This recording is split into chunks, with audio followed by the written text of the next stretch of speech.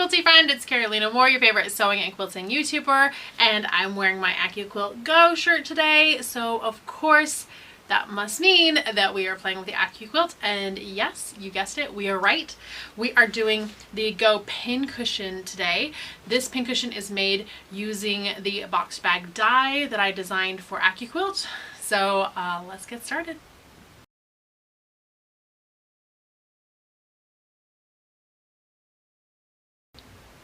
This pattern is a free pattern on the Accuquilt site. You can go down to the link in the description that will take you right to the site where you can download this pattern. It is free download. It does use the Accuquilt box bag die 2-die set, and for this project we are not using the curved die which comes with it. Now this curved die is great for so many things: curving placemats, table runners, baby quilts, curving flaps for bags, which is what it was designed for.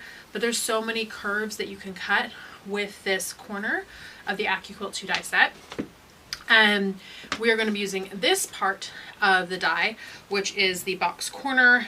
There's also a dart, but we're not going to use the dart. We're going to use the box corner for this. So you will need your box corner die and a mat for that.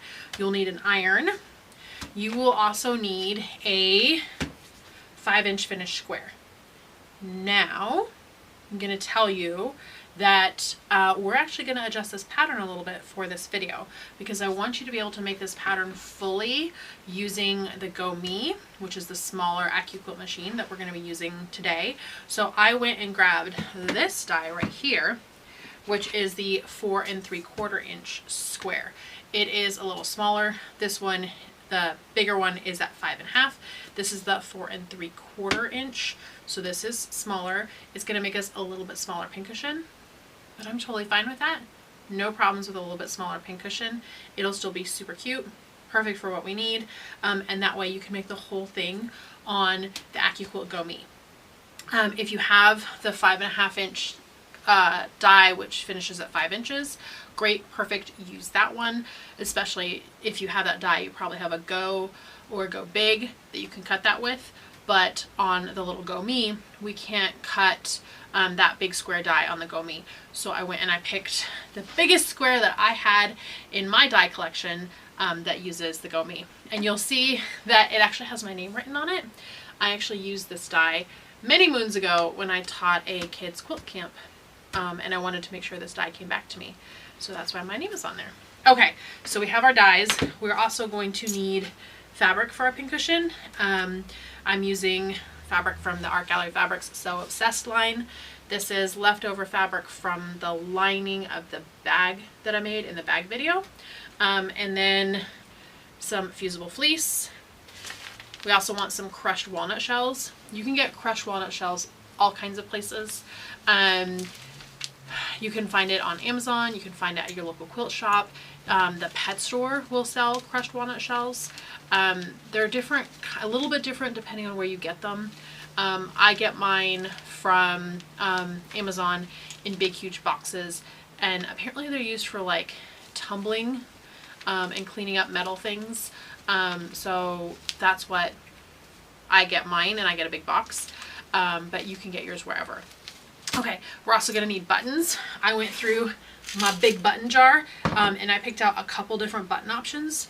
Please, please, please, please do not come into the comments and ask, hey Caroline, where did you get that button? I want to have that button. I don't know. I got them from my big button jar, y'all. I cannot tell you where to find buttons like this. I collect them when I go to quilt shops in different places. I throw them in the big button jar, and then I pick the ones that are going to look cute for my project. So I have a couple different options we'll pick at that time. All right, let me put my buttons out of the way.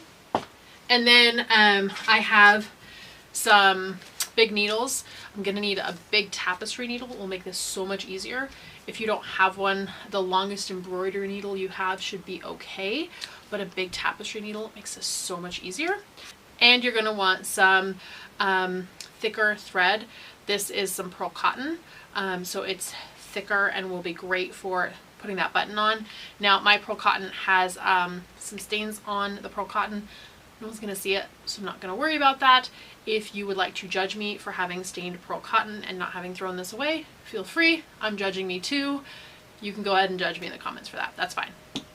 All right, so let's go looking at our pattern and starting to put this together. Okay, so we need to cut our squares. We're cutting our squares a little smaller, and then we are going to cut 1-inch box corners. Because we're using a smaller square, I'm actually going to do a 3/4 inch box corner instead. All right, so let's grab our Accuquilt machine, and I'm actually going to grab the sparkly Accuquilt Go Me. I do have one that's not sparkly, but I mean, how often do I get to play with this one? So we're going to pull this one off the shelf and play with her. We're going to go ahead and open her up. There we go. Let me get you set up on the table. There we are. And then we're going to start by cutting our squares.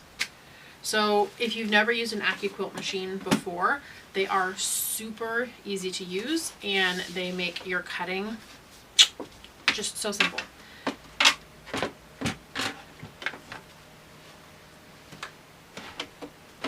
All right, I have my big square and I need 2 squares, which is perfect. And I'm going to place this piece of fabric on. Now, I don't know how well you can see this. This is one of the older dies, so it's a little harder to see, but the blades are at an angle. And so you actually want to line up your fabric with the blades, not with the edge of the die.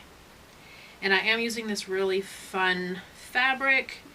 I'm not going to be too worried about how it's centered. And then because I can cut multiple layers, I'm going to go ahead and cut my fusible fleece at the same time. Let me see. Yep. I was looking to see if I could cut 2 pincushions at the same time. I don't have quite enough fabric. There'd be enough fusible fleece, but not enough fabric. Then I'm going to put my mat right on top. There we go. All right, so I'm just going to start to tuck this in.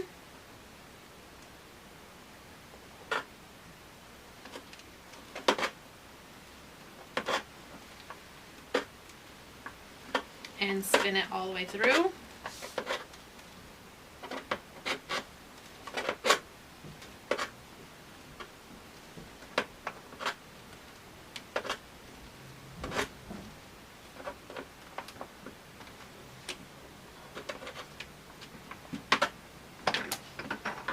All right, so we give it a little friction rub, and then we can slide this right off. Oh, it doesn't want to slide at all. Mostly it's those fibers from the fusible fleece that are getting stuck in my mat, which is totally fine. All right, so I'm going to pull all these off. If there's any threads that get a little caught, which can happen sometimes, no big deal. I'm just going to clip those. And so now I have my 2 squares cut and my 2 pieces of fusible fleece. All right, let's move this out of the way for just a second because we need to iron our fusible fleece to the back of our fabric. So let's bring our ironing mat over.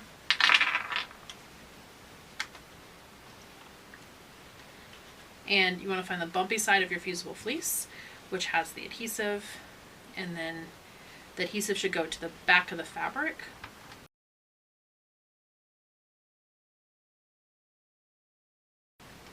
Okay, so those are fused. I can actually turn my iron off now, let it cool down. And then I'm going to bring my Go Me over again so that I can cut my box corners. Okay, I'm just going to do it this direction. Now, the boxed corners, it's actually going to hang off the edge of the die, so I can cut 2 layers at the same time. And I'm doing a 3/4 inch, so it's going to hang off the edge. And so as it goes through the die, I'm just going to tuck this next to the edge right here as it goes to the machine. All right, let's put our mat on top. Pulling this up so that hopefully you can see what I'm doing. It's going right there on that 3/4 inch. Pressing it down so nothing shifts.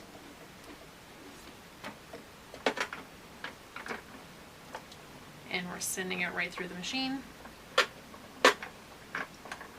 As it gets closer, it's going to pinch down more and more on its own. So I don't need to hold it as much, and I can just tuck this right next to the machine right there. Or I guess right next to the die, so it'll travel right through the machine. No problem. There we go. And then let's see if it gripped. Yep, these grip to the mat. But I have my little 3/4 inch there. I'm going to do the same with this one. Do another 3/4 inch. And you can also, this will give you different wear on your mat. If the mat is sticking over the edge like this, that's fine. Just make sure I can grab it.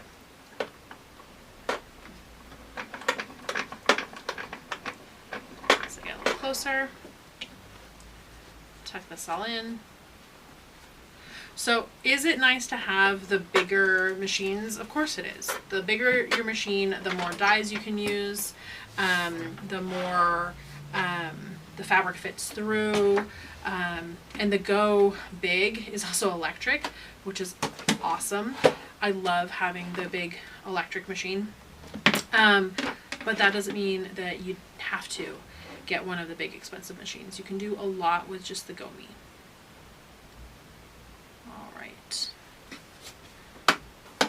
Put the mat back on, pinch that down.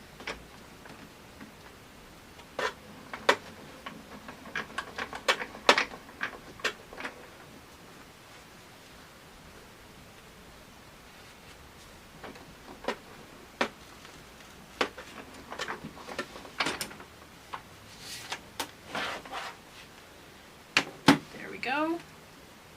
And then I've just got this one last side. Let's go ahead and cut.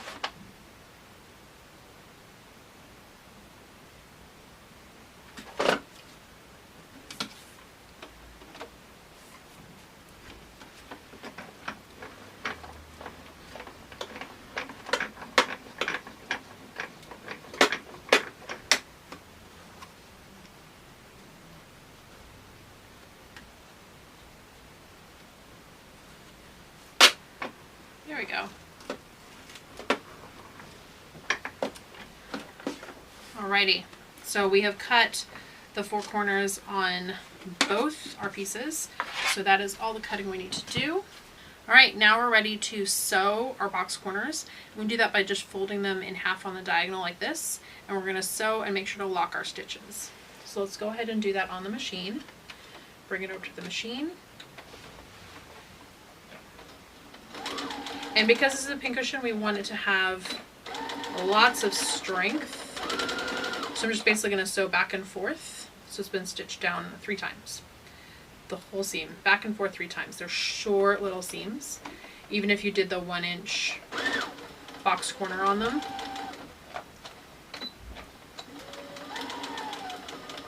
All the way to the back, all the way to the front. And I'm chain piecing or chain sewing these. I guess it's not really piecing, it's sewing. So just cut the other one off the back and then do the next one. It doesn't matter if it goes fold side first or seam, or I guess raw fabric side first. Doesn't matter at all. We're just sewing 1/4 inch seam to one end, all the way back, all the way forward, and then clipping off the back. So you're going to keep doing this, going all the way around, sewing all 8 box corners, because there's 2 sides. Each side has 4 box corners.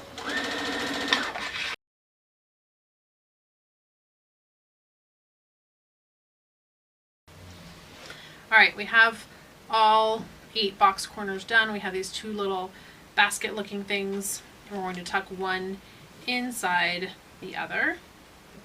And then on each corner, you're going to fold seam allowance one direction on one, the other direction on the other, so that those 2 seams nest. And then we're just going to pin these corners. We want these corners to be as precise as possible. Just makes for a nice looking pincushion. So there we go.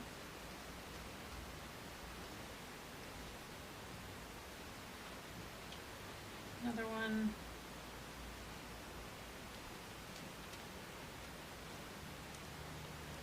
the last one. All right, now we're gonna sew 1/4 inch seam allowance all the way around this top edge, and we're going to start right before one of these, locking our stitches, and end right after one of these, locking our stitches, and that should give us enough space on one side to be able to turn this right side out. So let's see, I'm actually going to sew this from the inside here.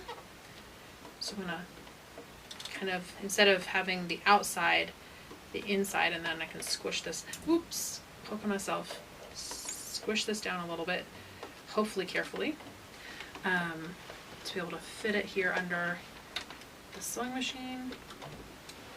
All right, we don't want to stitch over any of our pins, but I'm going to lock that stitch at the beginning there, and then carefully with these pins.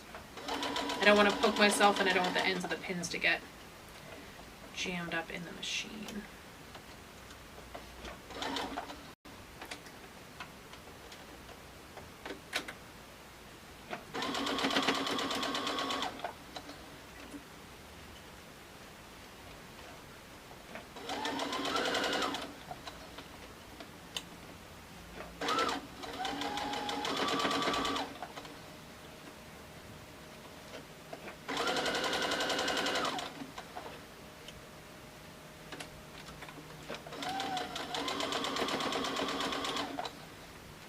Alright, and that's making it all the way around, all four. And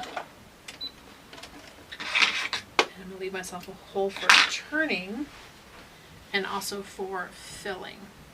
So when I'm turning, I like to reach all the way into the opposite side and then pull the opposite side through. I find that that works best when turning most things.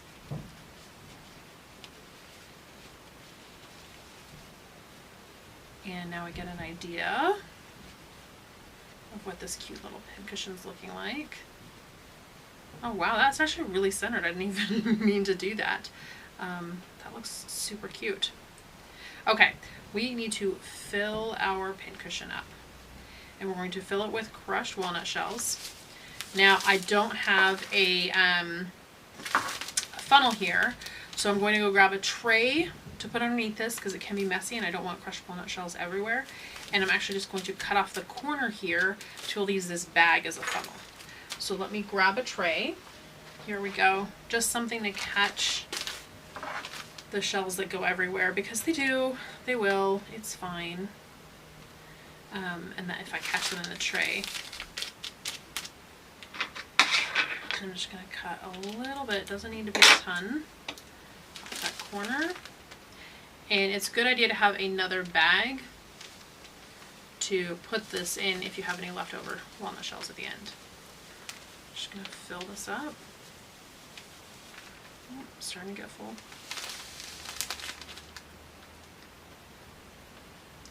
So tap, tap, tap to bring it down. And then, ooh. All right, we're going to fill it again. So it gets pretty close to the top. Oh, see, and this is why I have my tray, to catch all those spills. And you can push it down with your fingers as well. There's a lot of smushing that can happen with these. Like, you think it's full, and then you tap and adjust and smush, and it's not. And then also we want to push it to the sides and get up into the top corners as well. So I'm just, let's look at this here. I'm just going to put my fingers in and push to the sides and really try to compact those walnut shells as much as possible.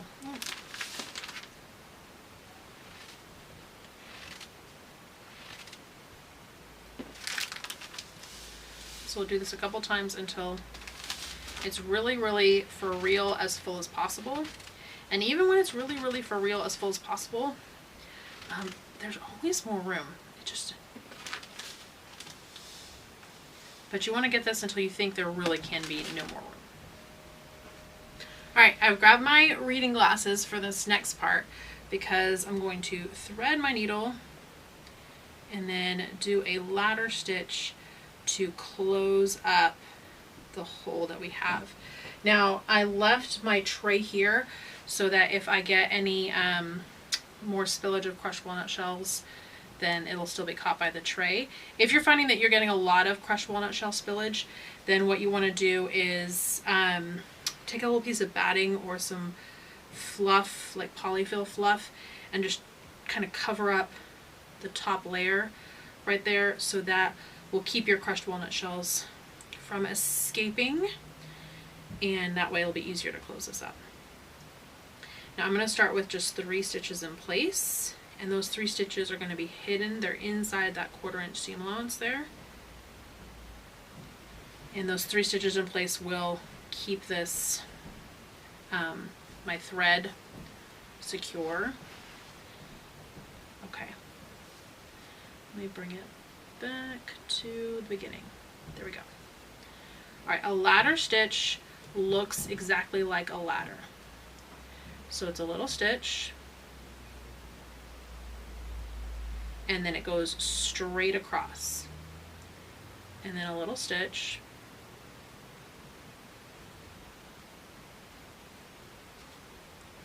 and then it goes straight across. And you want these stitches that you're grabbing to be exactly where your seam would be if this was a 1/4 inch seam allowance. If you're a teeny bit off, no one will know. I'm grabbing really tiny stitches here. You don't need to go as tiny as I'm going here.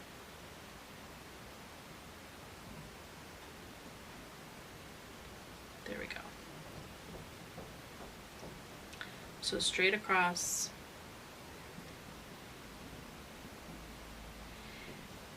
And rather than like a big overcast stitch, which is kind of what we're used to on a project like this, this will have my stitches be hidden, so no one will know what side I close this up on. Now you can totally do a big overcast stitch to close it up.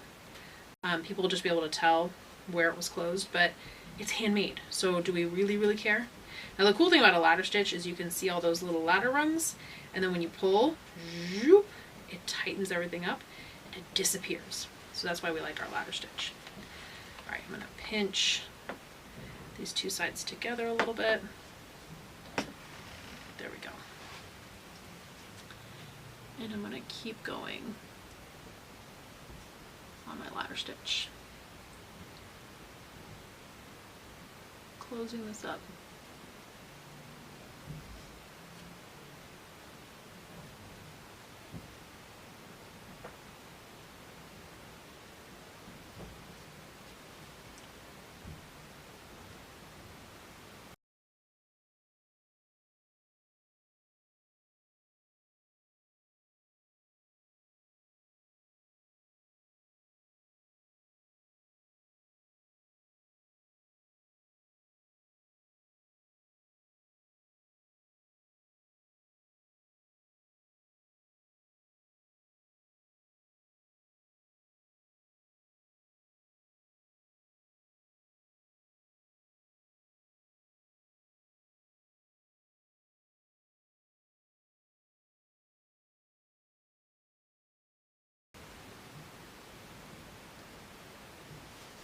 Okay, once you've made it all the way to the end, you can do 3 stitches in place right here.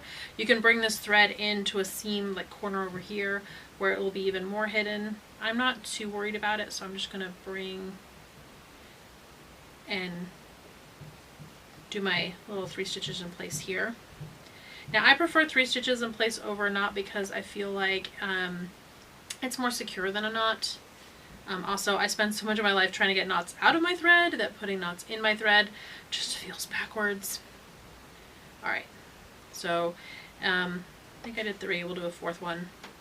And then if you really are a fan of knots, you can always, with one of these loops or more of these loops, just put your thread through one of those loops and then boom, you've done a knot.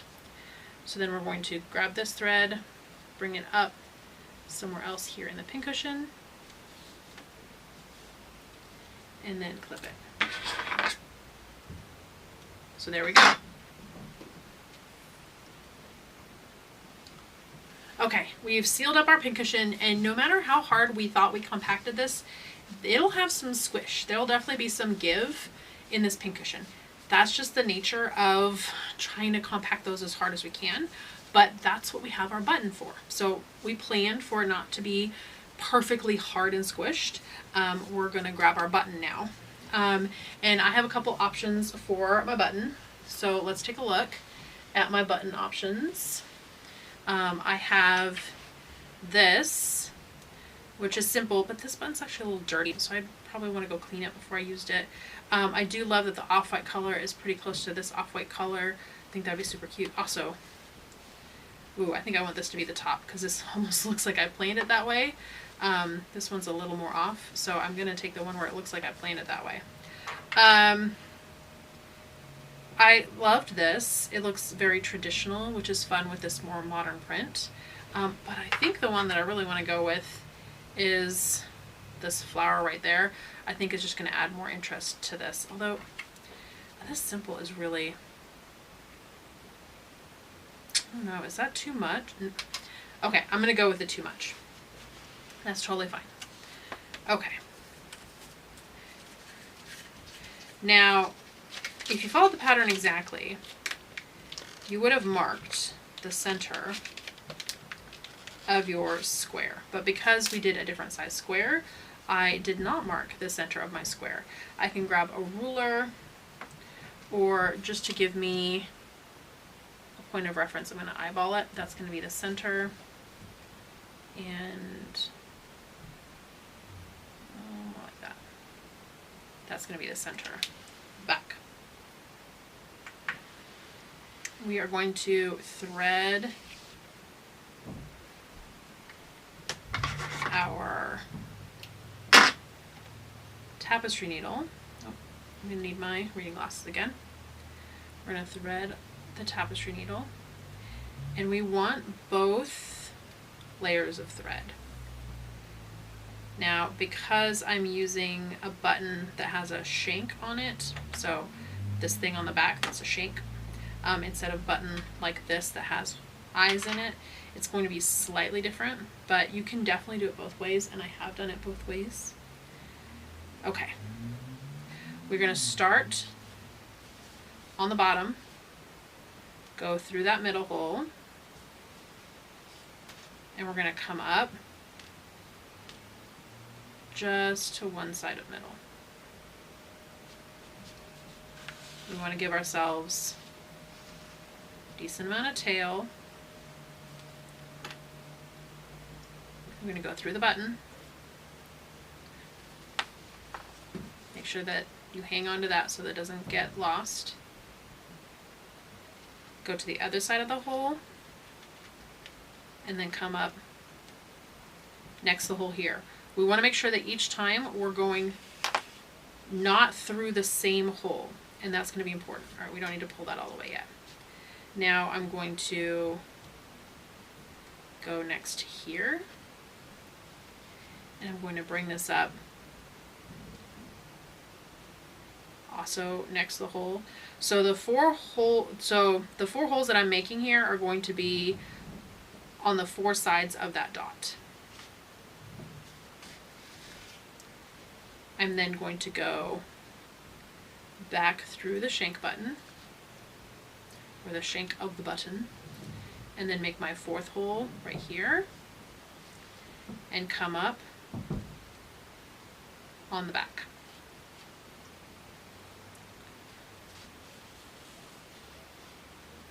So now I can pull on both sides, and between pulling on both sides, that should tighten everything. All right, I'm going to go ahead and cut off my needle so I don't accidentally poke myself with it. And now I can also use the back of the needle. I don't use the front of the needle, but I can use the back of the needle here to pull and tighten there, and then pull on both of these to bring that loop back down. Because this is our last chance to make this pincushion super tight. So you want this as close to a brick as really you can. I don't know if I can, nope, I can't even fit that in there anymore. Okay. Pulling them both together, pulling them individually. You want this super tight. Once it's super tight, we're going to do a double knot.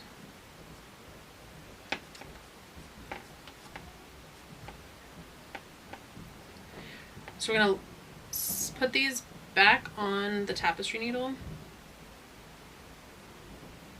Let's see if I can manage it. If it's tricky, you can just grab a loop of regular sewing machine thread. I have one here. Come on. And we can use this as a needle threader. So we're going to take our piece of sewing machine thread,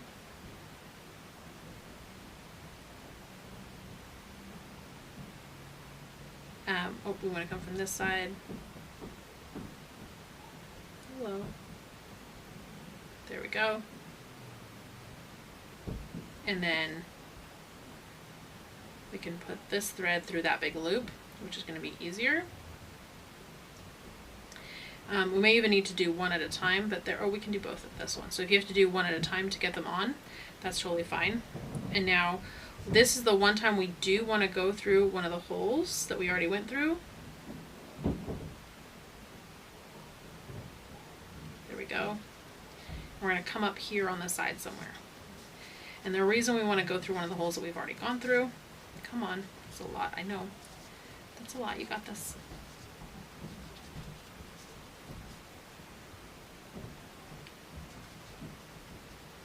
There we go. So one of the reasons, well, the reason we want to go through a hole that we've already gone through is because we want to take that knot that we tied and pop it to the inside, just so it's hidden and it's less likely to fray. There we go. So now we can cut this flush with the fabric. And then we're going to, just with the fingernail, rub across that. It's like the hole was never there. And there we go. That's it. We have ourselves a fun little pincushion. I have my needle that I threaded here. I can put that right on. All this needs is a cut anywhere tab sewn on here. The cut anywhere tabs, I'll link to them down in the description. They're little floss cutters. So I have one on this pincushion that I made before, and it's a little thread cutter that you can stitch right onto your pincushion or anything else you want to have a thread cutter right where you need it. So I'll just stitch a little cut anywhere tab on here, and then I'll have a finished pincushion that's made on the Accuquilt machine. Alright friends, if you enjoyed this video, give it a thumbs up. Make sure you leave any questions or comments down below. If you haven't subscribed, I don't know what's stopping you. Go ahead and subscribe, and I will see you right here real soon. Bye for now.